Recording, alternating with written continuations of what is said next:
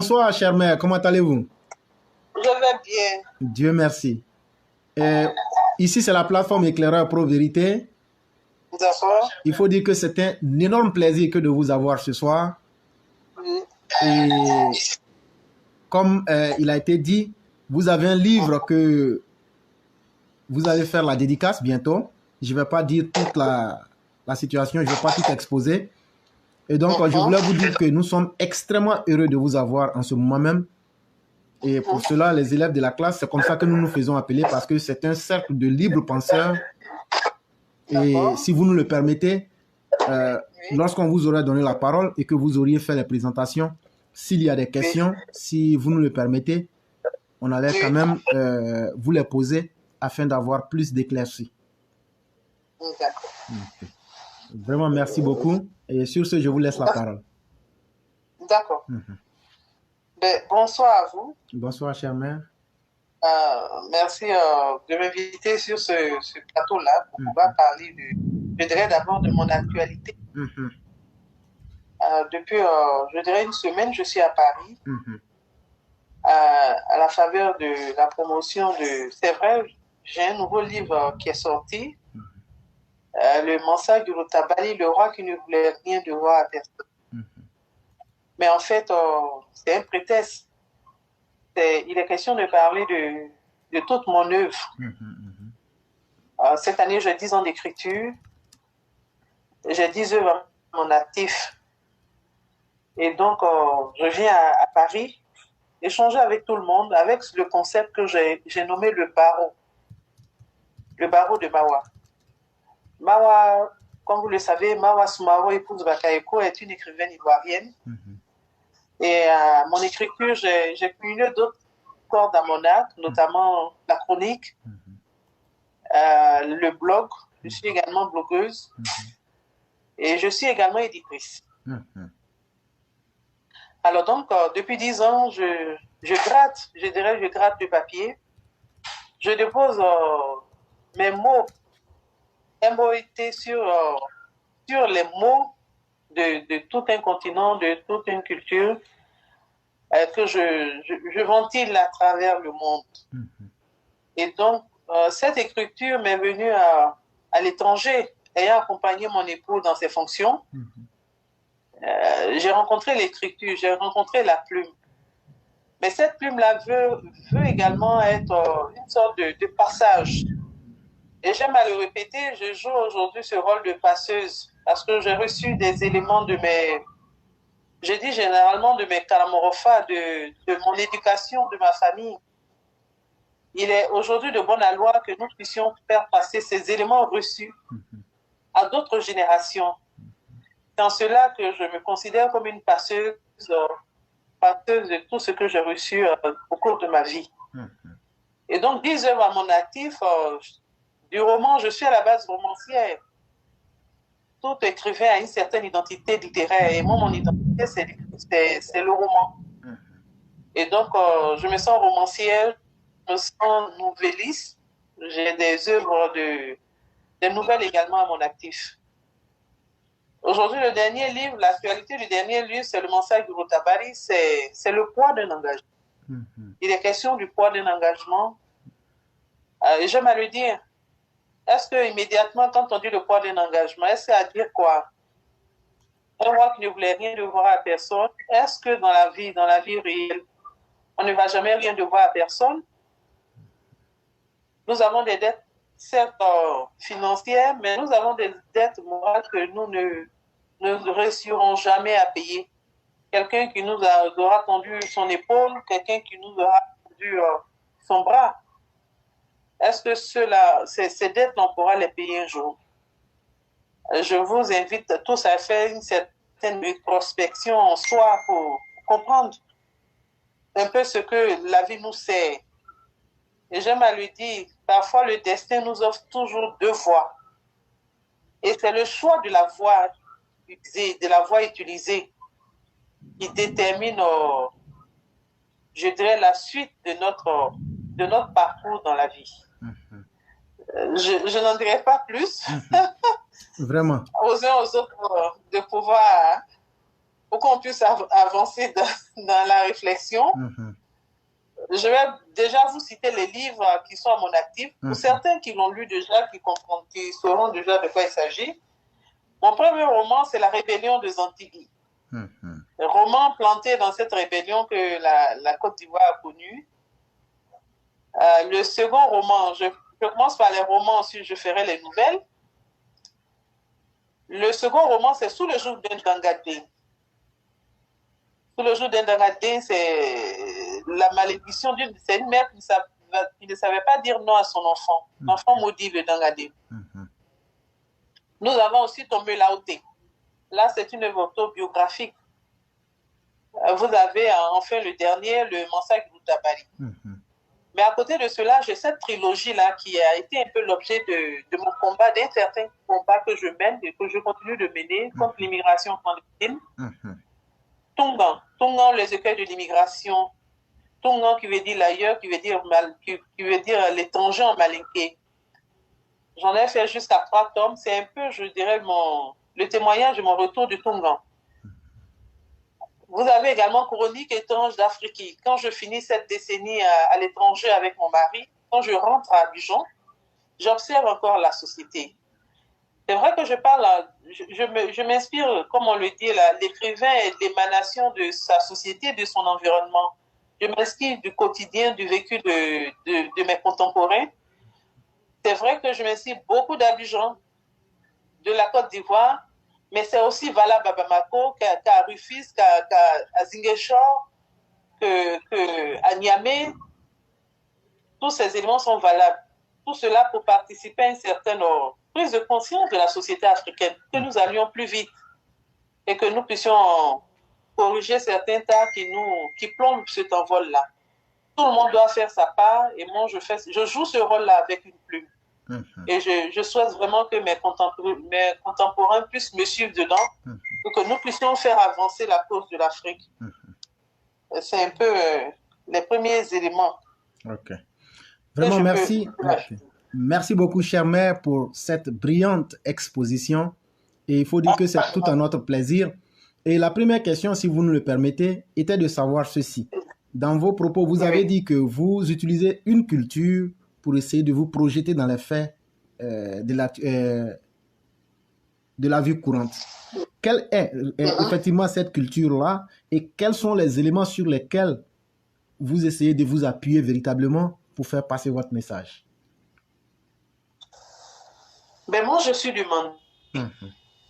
Je suis du Grand Mandé. Le Mandé, quand on prend le Mandé dans son ensemble, on part sur le Grand Empire Mandé, le Grand Empire du Mali, avec en fer de lance cette image de Sundiata Keïta connue par tous.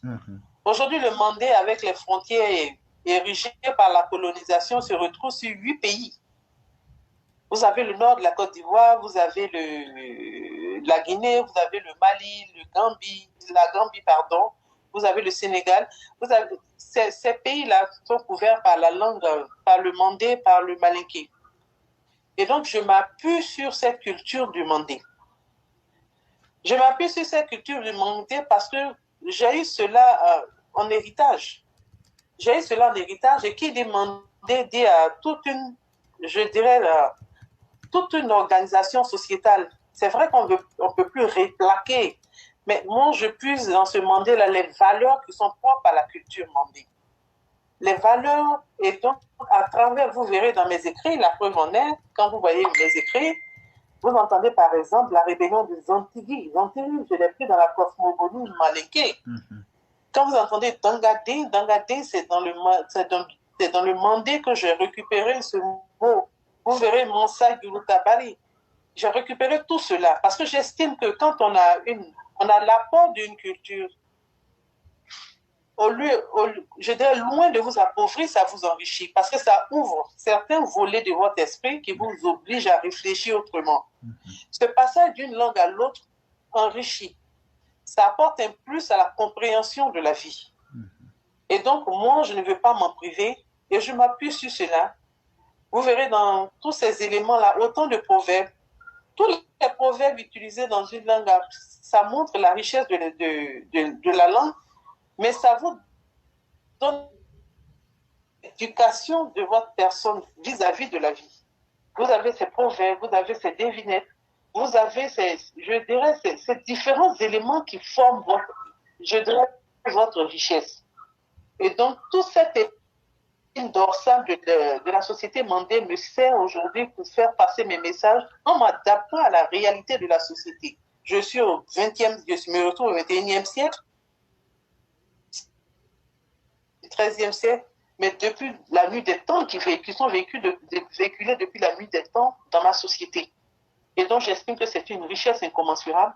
Et en plus de cela, je dirais que toute culture a une forme de richesse. Toute culture apporte un plus à une société. C'est de la variété, de la couleur des tapis qui confère la beauté du tapis, n'est-ce pas, l'a dit en Pateba. Effectivement. Et donc, pourquoi ne pas en profiter? Il faut nourrir cette culture. C'est à nous de ne pas faire disparaître la culture. On verra la culture savoyarde, on verra la culture bretonne, on verra la culture corse. Ils en sont fiers.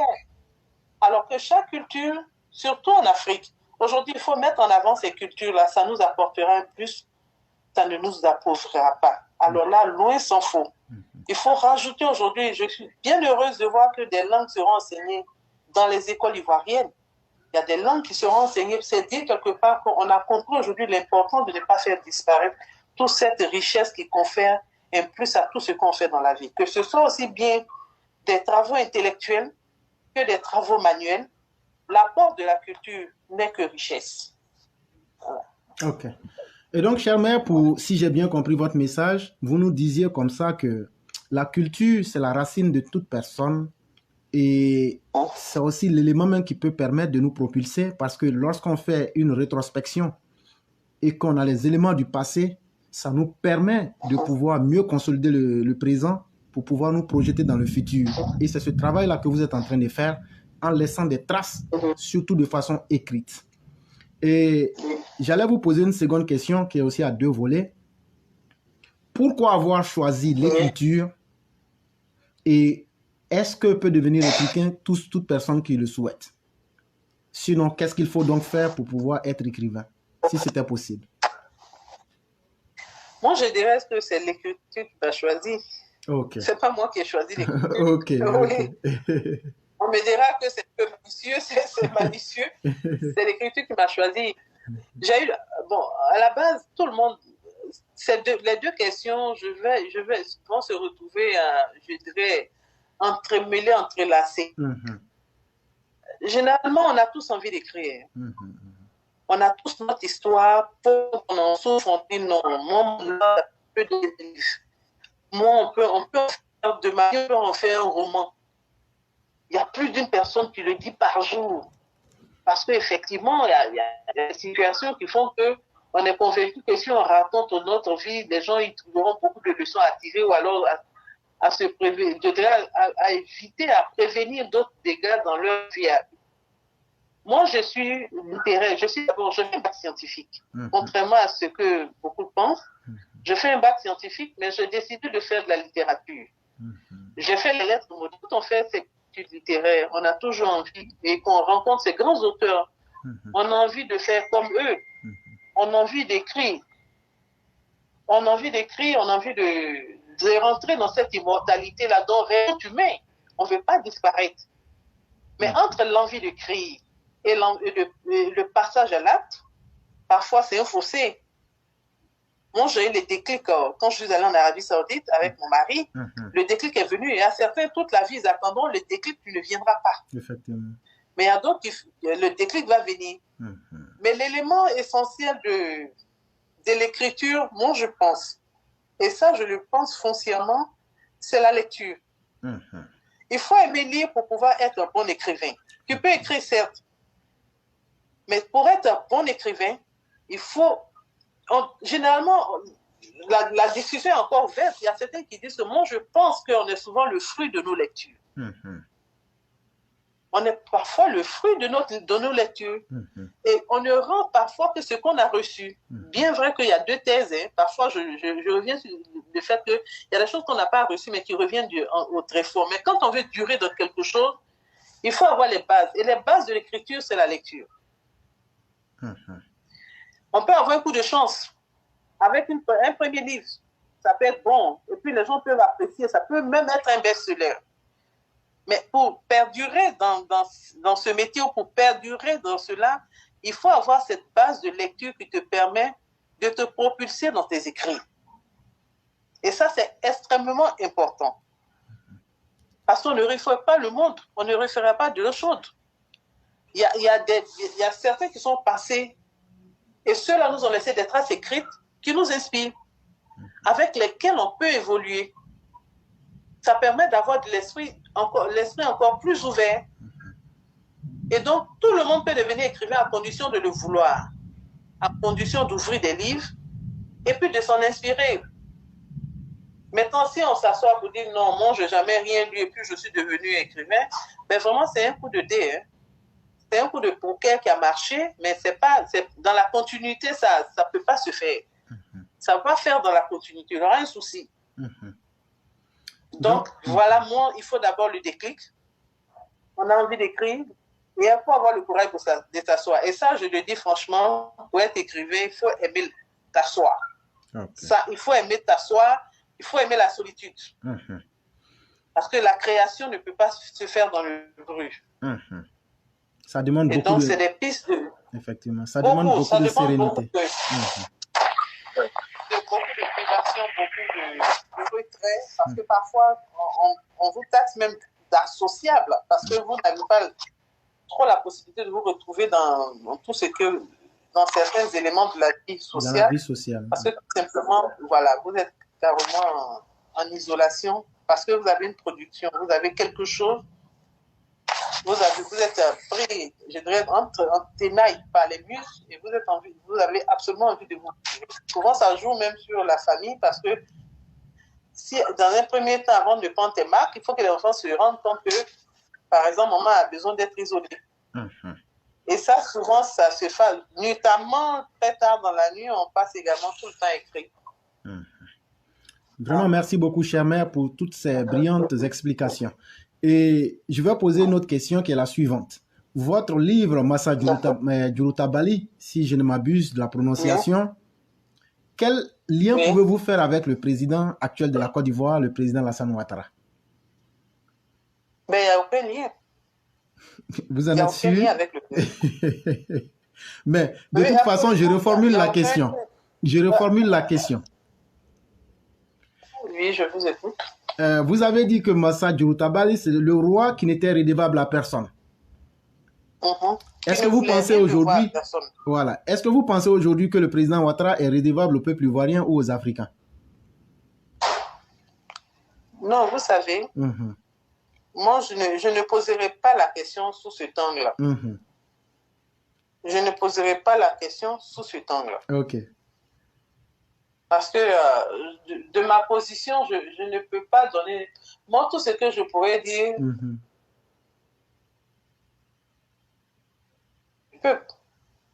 Bon, je vais reformuler la question de cette manière-là.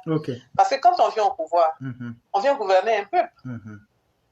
Et quand on vient gouverner un peuple, c'est ce peuple-là qui vous vote avec un programme de gouvernement. Et donc, votre programme de gouvernement devient le baromètre d'appréciation de votre gouvernance.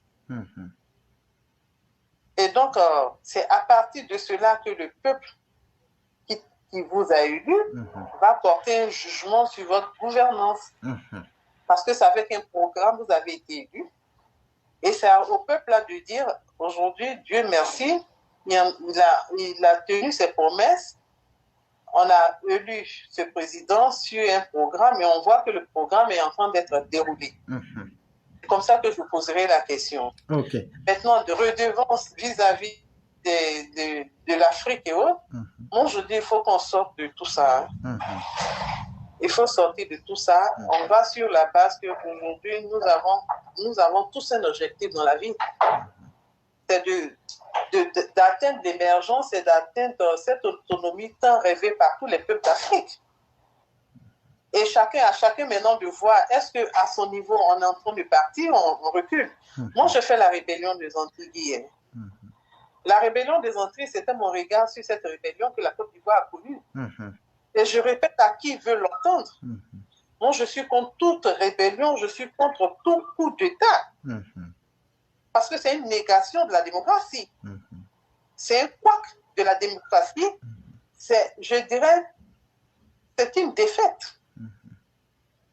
Rébellion, coup d'État, c'est une défaite. Là, je tranche carrément parce que certains me diront je suis pour des coups d'État salutaires, je suis contre la rébellion. Non, on est contre les deux. Moi, j'estime qu'on ne peut pas être pour un et puis contre l'autre. Quand on est contre, on est contre. Parce que c'est un défaut de démocratie qui donne ça. C'est un problème. On ne peut pas prendre des armes à feu pour dire non, je ne suis pas d'accord. Et ce chef rebelle, il a bien montré que ceux qui l'ont applaudi étaient ceux qui ont payé le pire tribut. Il faut aujourd'hui que les Africains se décomplexent. On ne peut pas continuer dans un coup de temps, on ne peut pas continuer la rébellion et puis penser qu'on va s'en sortir. Non, ce n'est pas possible. Moi, je dis quand il y a une démocratie, quand on a élu un président, on le laisse dérouler son programme. Le jour où il ne fera pas notre affaire, on va voter un autre président et puis on passe à autre chose. Mais aujourd'hui, il faut qu'on soit constant et qu'on se dise pas de prise d'âme, aucune sorte de prise d'âme, pas de rébellion, pas de coup d'État. On avance dans une forme de démocratie établie telle qu'elle est actuellement, acceptée par tout le monde, même si encore il y a des corrections à faire dans cette démocratie, parce qu'il y a beaucoup à dire sur la démocratie en tant que telle que voulue par les Occidentaux, mais sous la forme actuelle, nous l'acceptons et nous avançons avec. Merci beaucoup, chère mère. Et en tant que citoyenne ivoirienne, quel jugement vous pouvez porter aujourd'hui sur la gestion même du président Ouattara, si cela ne vous gêne? Non, ça ne me gêne pas. Ok. Au regard aujourd'hui de la Côte d'Ivoire, on voit qu'il y a des travaux qui sont faits. Et ça, il y a du boulot qui est fait.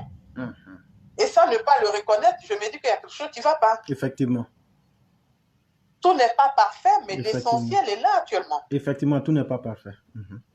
L'essentiel est là. Moi, je parcours la Côte d'Ivoire énormément. Je vois l'élément essentiel de la gouvernance Ouattara, je dirais, c'est cette...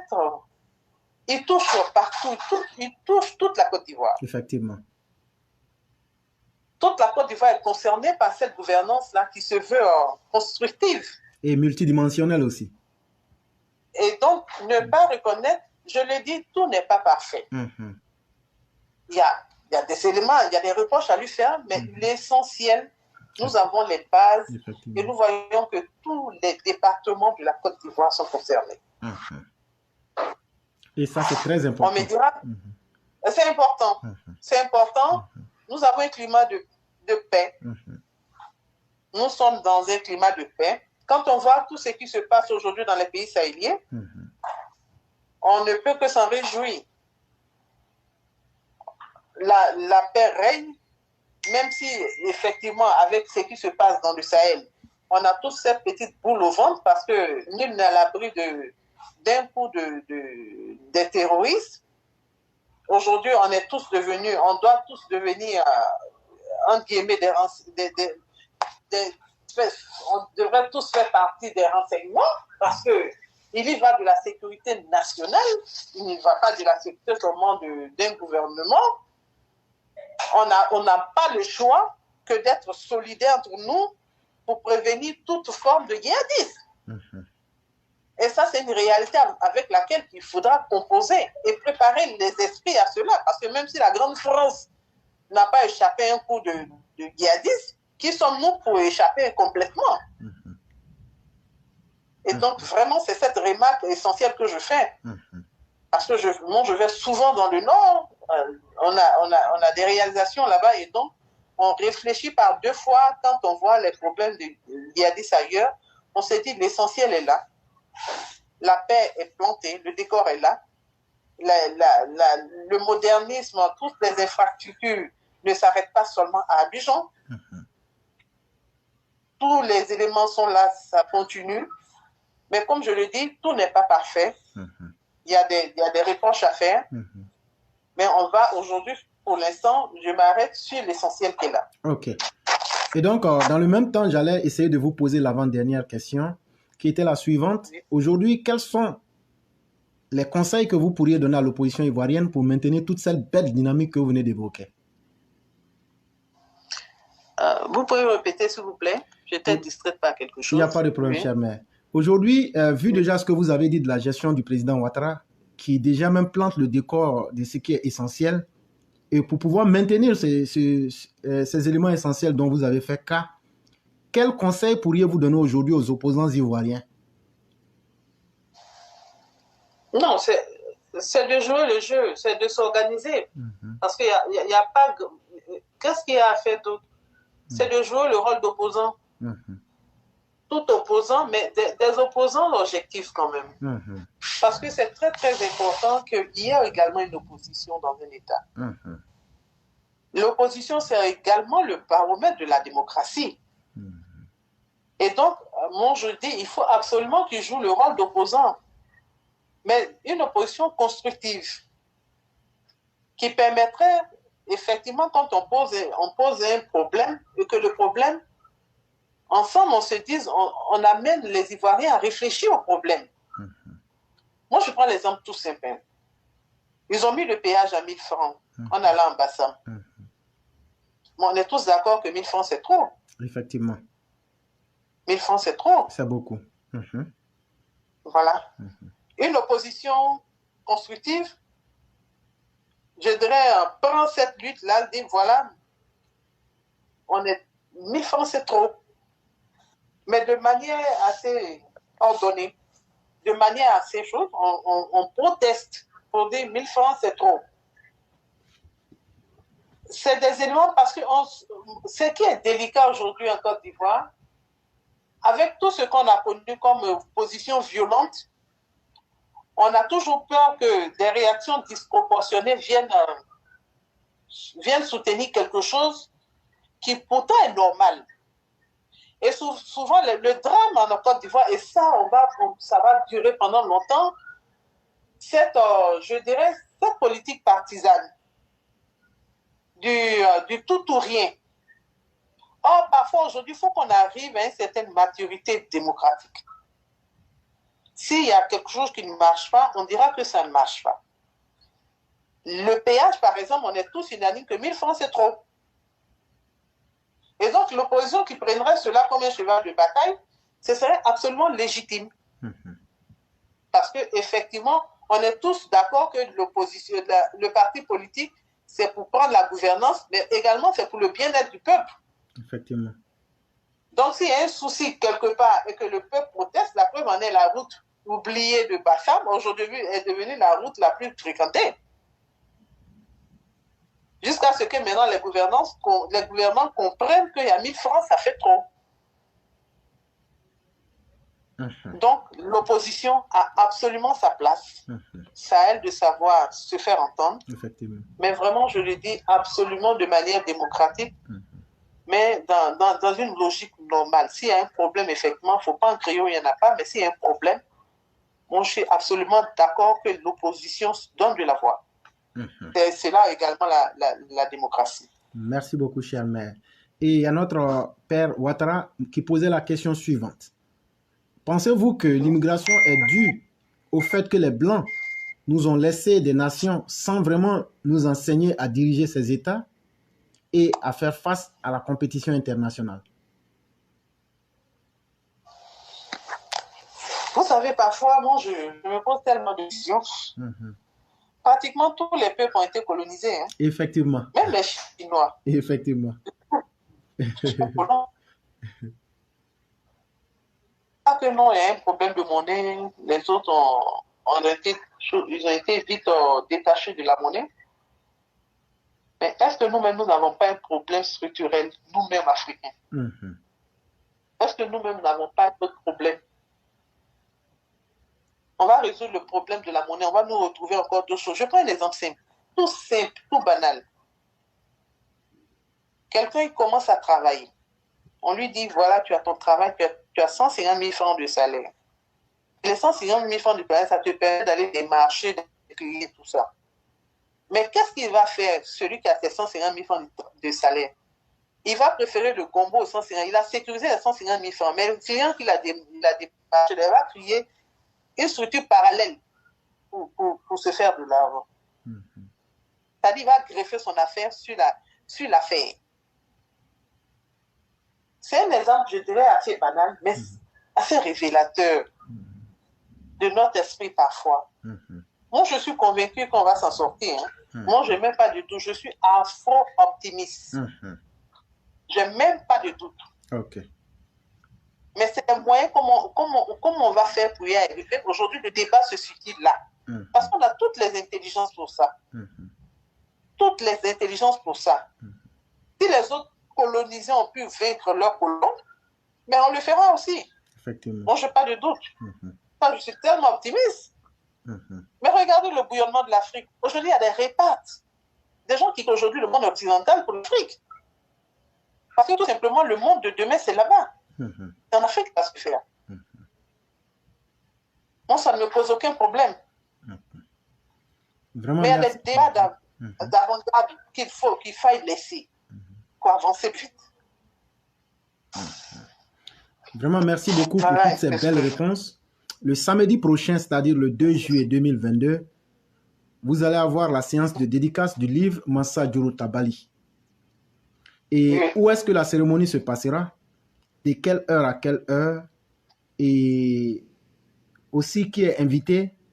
Et à quoi est-ce que nous devrons nous attendre?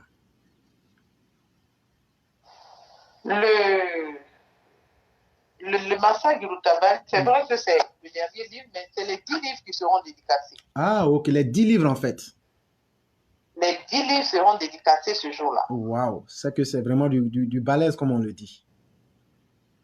Oui, ce sont les 10 livres qui seront dédicacés. De la rébellion des Antilles, mon premier roman, jusqu'au Massa Djuro Tabali, en passant par le fruit de l'honnêteté, ce livre de littérature jeunesse, seront tous dédicacés. Ça se fera à l'ambassade du Côte d'Ivoire. Ok. La dédicace est prévue pour 14 heures. Évidemment, il est bon que les gens confirment, soit sur mon mur, sur celui de Nabintou, Doumbia. Vous avez plusieurs correspondants avec qui vous pouvez confirmer votre présence pour qu'on vous inscrive sur la liste. C'est vrai que ça sera ouvert, mais à condition, c'est une entrée libre à condition de confirmer. Ok. Il faut d'abord mais avant cela, je suis invité. Voilà. Avant cela, je suis invité à la bibliothèque Aimé Césaire. Cette bibliothèque, j'ai eu la chance quand même d'être reçue par les responsables qui m'accompagnent également dans ma venue à Paris, qui m'offrent cette belle lucarne-là. Je vous ai dit tantôt que j'avais mon concept que j'ai appelé le barreau de Mawa. Le barreau qui veut dire causerie, qui veut dire échange en malaki. Le barreau, c'est vraiment une sorte de joute oratoire. Dans le mandé, généralement, on dit ce que vous obtenez dans le barreau, vous ne l'obtenez même pas au cours d'un cours. Parce que le barreau, c'est une causerie à bâton rompu, mais où on recueille beaucoup d'éléments, beaucoup de leçons. Effectivement.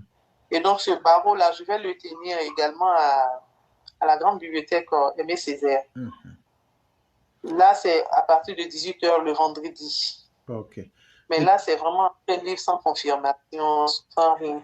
Ok. Maintenant, la grande dédicace qu'on a prévue, là, c'est le samedi 2 à l'ambassade de Côte d'Ivoire, à partir de 4. Ok.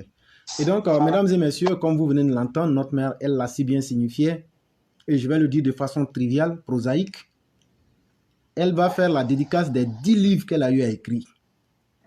Si toi, tu es à Paris, tu veux être là-bas, là.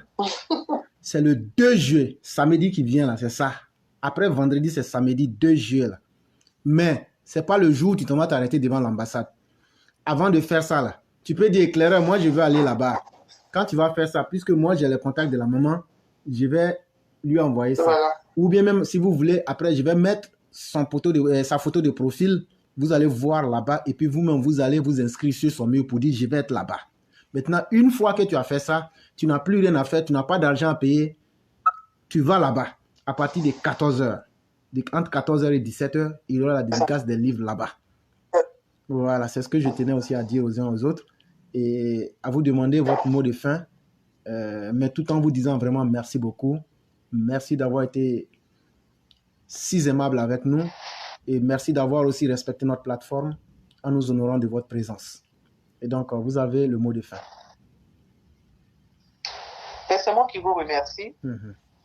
Évidemment, généralement, après les jours politiques, c'est pas facile pour avoir de parler de culture. Effectivement. Mais alors, cette UCAM que vous m'offrez là me réjouit. Mhm. Et je me dis que c'est toujours un plus de pouvoir échanger. Mhm. Et je dis la lecture, on dit que les gens se désintéressent de la lecture, les gens se désintéressent. Et généralement, quand les gens lisent aujourd'hui, ils lisent peut-être quelque chose qui est afférent à leur domaine. S'ils sont médecins, ils ne liront que quelque chose de la médecine. S'ils sont architectes, ils se contenteront des œuvres d'architectes. Or, au-delà de ça, la culture, pour avoir beaucoup de culture, c'est vrai qu'on en cause autour de nous, mais ça, c'est dans les livres. Quand vous lisez un livre, vous avez plusieurs vies que vous découvrez. Et ça fait des vies en plus de ces personnes, de ces personnages que vous rajoutez à votre vie. Mais il y a un autre élément très important sur lequel j'aime insister, c'est les enfants. Aujourd'hui, la relève, c'est les enfants. Et les enfants ne font que copier ce qu'on fait. Imaginez tous les soirs avant de dormir, vous avez un livre de chevet. Mais c'est pareil, les enfants ne feront que imiter ce que vous avez fait. Parce que généralement, en se couchant les soirs, qu'est-ce qu'on fait? C'est le portable qu'on regarde. C'est le dernier élément qu'on regarde avant de dormir. Et donc, si l'enfant regarde ce manège-là, l'enfant ne fera que reproduire. Mais si vous avez tendance à ouvrir un dernier livre avant de dormir, l'enfant va également reproduire. J'ai commencé la littérature jeunesse parce que je me suis rendu compte que le travail est immense. Il faut répartir également la base. Pour faire comprendre aux uns aux autres que nous avons le devoir d'être des passeurs, de passer des éléments essentiels à nos enfants. Et si nous n'avons pas reçu assez d'éléments, les livres sont là pour nous y aider. Allez dans les livres, ça fera vite à monter l'Afrique. Ce sera mon dernier mot. Merci beaucoup, cher mère. Merci d'avoir été des nôtres ce soir. Je vais vous souhaiter une excellente soirée.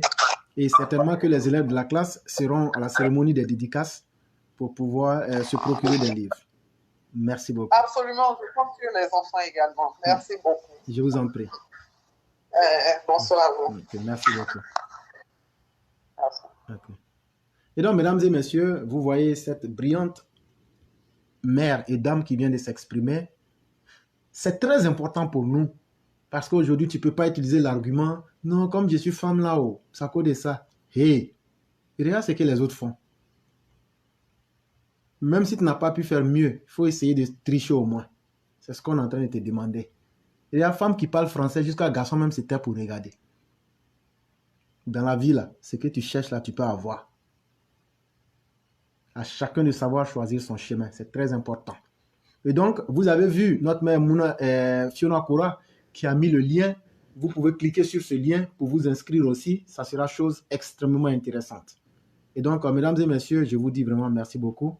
On va aller un peu plus rapidement avec les deux personnes restantes qui ont certainement de très belles choses à nous dire.